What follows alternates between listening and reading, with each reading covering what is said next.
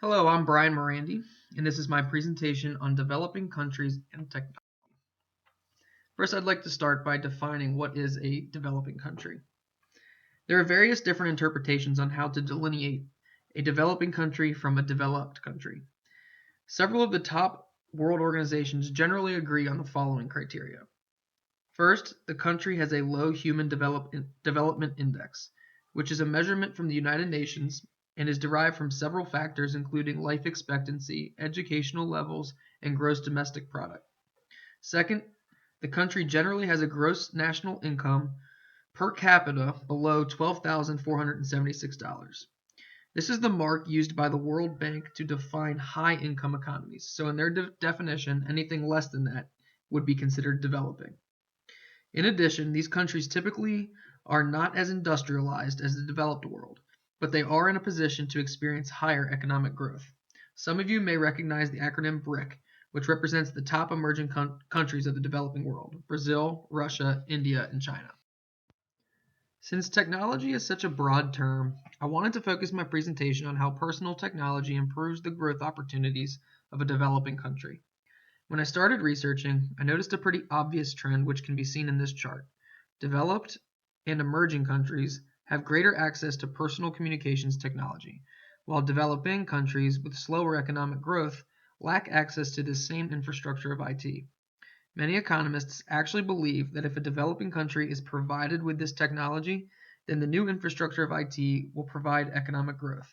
The thought is that instead of infusing a country with a financial aid, the developed world should actually be providing technology to foster communication and sustainable business development.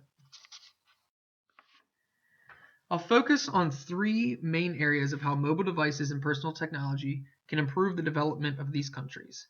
The areas are communications, healthcare, and education.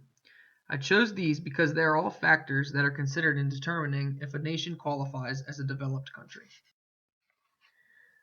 The first being communications. Many people tend to be surprised to learn that 90% of the world's population has access to mobile voice and text service, and two-thirds of the world has access to mobile broadband internet. Cell phones are actually as common in Nigeria as they are in the United States. The truth is that these services tend to be available, but the devices and advanced technology are too expensive for citizens to purchase or maintain. A couple of examples of how mobile devices have fostered communication are occurring in Kenya and Bangladesh. Kenya's M-Pesa is similar to Venmo or PayPal. The M stands for mobile, and Pesa means money in Swahili.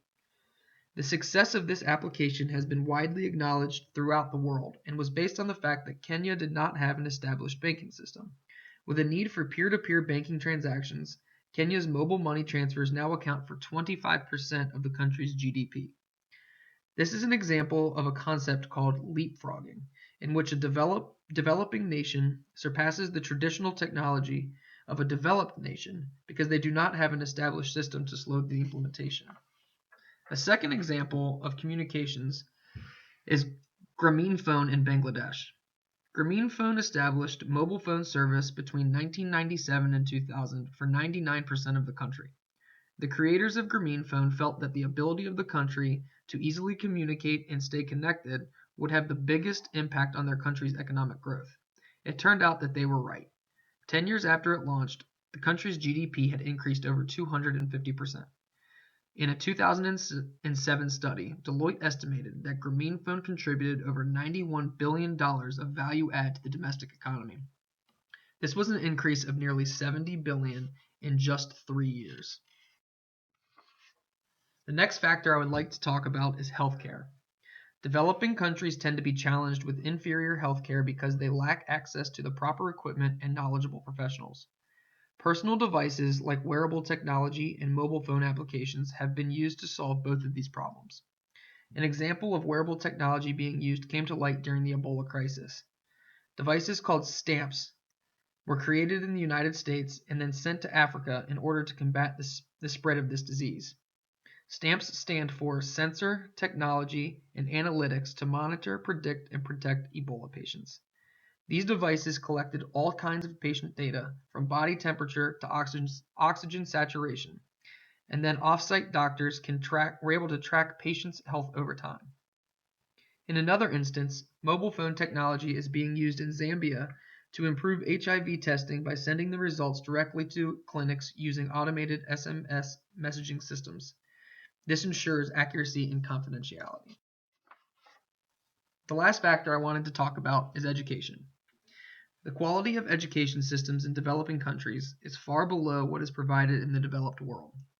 But mobile devices such as tablets have profoundly changed the landscape of students' learning environments. A few examples include remote tutoring, electronic distribution, peer-to-peer learning, and interactive e-readers. In many countries, mobile devices are the only channel for effectively distributing reading material because of the high cost of books and their distribution.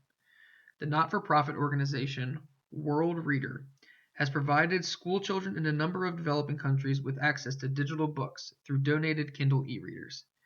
They've even recently begun to publish the books via a mobile e-reading application.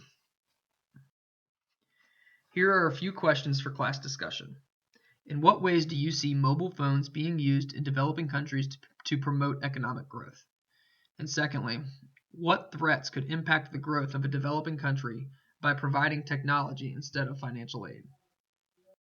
Thank you for listening to my presentation, and here are my references.